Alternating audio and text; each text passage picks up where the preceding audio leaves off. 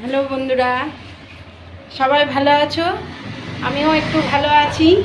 এই যে আমি কি কি রান্না করেছি তোমাদেরকে দেখাই, চলো। কি রান্না করেছি এই যে প্রথমেই দেখাই।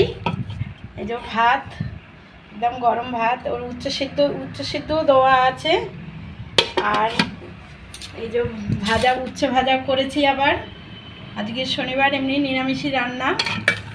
আর করেছি এই যে পোস্ত ডাঁটা দিয়ে, এই যে ডাঁটা ঝিঙে আছে পোস্ত দিয়ে তরকারি করেছি, একদম শুকনো শুকনো। আমরা এইভাবেই করি ঝিঙের তরকারি। আর করেছি এই যে ডাল করেছি, মুগের ডাল। কিছুই দেয়নি, আমরা আমের ওষুধ খাই তো, আমের চাটনি, ওই জন্য দিইনি। আমটা আমি কিছুই দিইনি, শুধু এমনি হালকা করেই মুগের ডাল করেছি। এই যে মুগের ডাল, এটা দিয়ে খাওয়া হবে। আর গরমের দিনে বেশি কিছু করিনি বন্ধুরা,